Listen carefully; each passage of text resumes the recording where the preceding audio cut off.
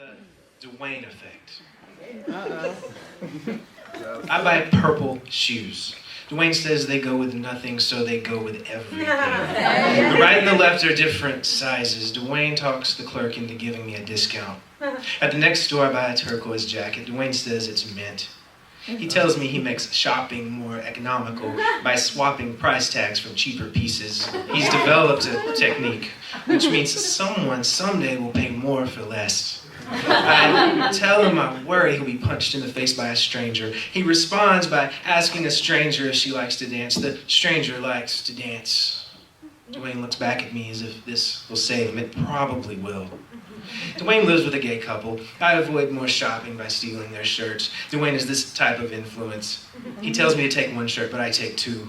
I feel like Dwayne will appreciate this. I've never met his roommates. They're traveling when we visit. My husband and I sleep in their bed. My husband is my husband because of Dwayne. Dwayne sent us into marriage armed with poppers and piss to queer that shit from the inside. My husband and I fuck in Dwayne's roommate's bed. I press the underwear I find in the room to my husband's face. I don't know whose they are. We use their lube too. We do not use their edible body paint. We cum in their towels and pet their dog. We squirt free whiskey at the Eagle by wearing long jock straps. Dwayne is this type of influence. He rents a locker that houses our pants for $1. I keep the purple shoes on. Dwayne is right. They go with everything.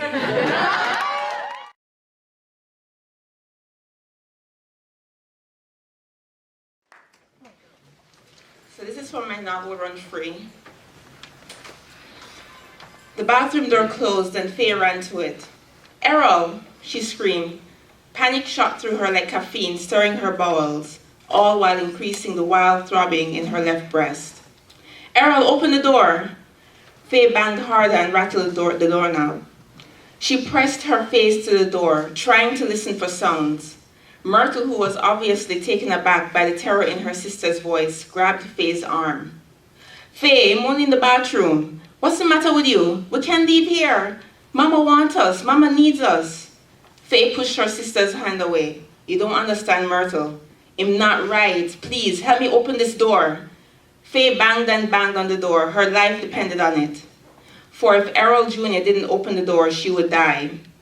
She thought about the night at the hospital and the days spent visiting him. After he had woken up in the hospital, a psychiatrist saw him each day. Was it an accident? She wanted to know. She questioned Faye and Errol Jr.'s father too. "Has this ever happened before? Has your child ever voiced suicidal thoughts or tried to commit suicide?" Faye and Errol Sr. glanced at each other in that moment, the questions lingering over their heads like an axe. Errol Sr.'s contempt for Faye gleamed in his eyes. Under the frozen heat of his glance, Faye stuttered a response in a girlish voice, wholly animated in her shame and confusion. "He was always normal to me," she said. "I mean, him get good grades, him obedient, him playing the basketball team, and him in the church choir." Before Faye could finish, Errol Sr. walked out of the room and slammed the door behind him. Faye was embarrassed by her husband's sudden departure, the tension and drama making it impossible to meet the psychiatrist's gaze. While she sat there, Faye heard her son, her baby boy, telling the psychiatrist that it was an accident, that he survived, that it was an accident that Faye walked in when she did and pulled him down from the rope. He told the woman that his whole life was an accident, that he shouldn't have been born. Try as she might, Faye could not remove herself from the uncomfortable metal chair and walk out. Faye wondered if she wasn't accented, a foreigner, if the woman would have been more inclined to be gentler, to explain what her son was saying. Faye banged on the bathroom door harder now. "Errol, open the door!" She banged harder than her heels had hit the ground as she flew down those flights of stairs to escape that meeting with the psychiatrist. She was desperate to get away from the woman's condescending tone when she asked, "How long have you noticed, Mrs. Phillips?"